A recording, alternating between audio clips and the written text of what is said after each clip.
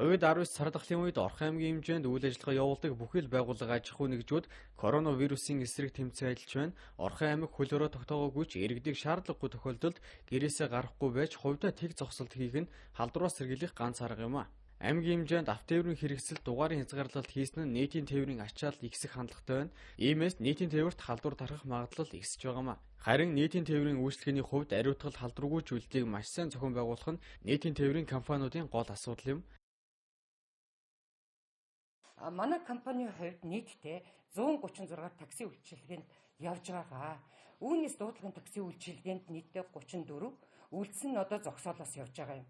За бид нийт төрөнд жолооч нарыгаа ковидын шинжилгээнд оруулаад энэ шинжилгээгээ үндэслэж хүмүүстээ эрсдлийн үнэлгээ гаргаж явж байгаа.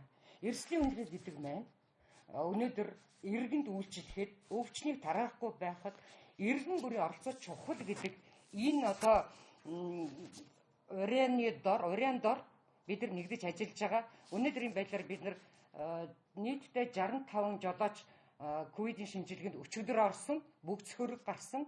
Энэ нь одоо бас бид нар одоо халдвар хамгаалалыг яаж сахиж ажиллаж байгаа маань одоо харагдж байгаа байх гэж ойлгож байна. За жолооч нарын тавьж байгаа шаардлага нь иргэдэд амны хаалтай зүүхийг уриалж байгаа. Хоёрдугаарт нь 3-аас илүү хүн авахгүй гэсэн энэ шаардлагыг тавьж байгаа юм аа.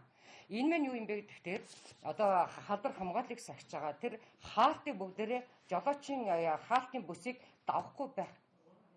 Энэ шаардлагуудыг тавьж ажиллаж байгаа юм аа. Тэгэд иргэд та бүхнийг өнөөдөр ковидын ийм хэцүү цаг үед одоо өнөөдрийн байдлаар Монгол улсад нэлээд давалгаалчихсан байгаа үед өөрсдийнхөө эрүүл мэндийг сахиж тээврийн хэрэгслээр энэ такси үйлчилгээгээр үйлчлүүлэхдээ амны хаалтаа зүүж авахыг уриалж байна.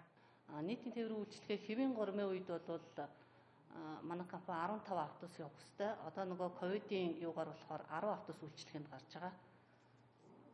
Өглөөний 7 цагаас оройн 20 цаг хүртэл 10 автобус үйлчлэгээнд явж байгаа. Ариутгал халдваргүйжүүлэлтийг өглөө бол ариутгал хийгдээд гарч байгаа. Тэгээд 3 цаг тутамд ариутгал халдваргүйжүүлэлт нөгөө гараж дээр буцаж орж ирж ирнэ хийж байгаа. Зорчигч бол яг одоогор бол яг нэг автобусанд бол 8-аас 10 хүн тээвэрлэж явах тийм нөгөө журмаар л явж байгаа. Иргэд маань өөрсдөө ч гэсэн энэ дээр хяналтаа тавиад нөгөө автобусанд өөрсдөө чихэж суухгүйгээр ерөнхийдөө нэг 10-аад хүн болцсон байх юм бол 10 орчим хүн болцсон байх юм бол дараагийн автобусаа хүлээгээд суугаад явах. Иргэдтэй бол тэр шаардлагыг бол тавьж байгаа. Маск иргэд маань өөрсдөө маскаа сайн зүгээд бэлигээ өмсөөд өөрсдөө хүн хоорондынхоо зааг сайн бариад нийтийн тээврээрээ үйлчлүүлэх ийм л шаардлагатай. Одоо бол нөгөө харьцангуй бас нөгөө ковид ихсээд байгаа учраас иргэд маань бас арай ухамсартай маска зүгээд бас өөрсдийнх нь юуны асуудал бол ухамсарын асуудал бол арай дээр байгаа учраас гайгүй байгаа юм гээд бол. Нийтийн тээврийн үйлчлэгээний ажилчид өчтөр буюу 29-ний өдөр коронавирусын шинжилгээнд хамрагдан ямар нэгэн асуудал гараагүй хэлж байлаа. Мөн нийтийн тээврээр үйлчлүүлж байгаа иргэд амны хаалтаа тогтмол зүүж хадвар хамгааллын дэглэмийг сайтар баримтлан үйлчлүүлэхийг холбогдох байгууллагуудаас хүслээ.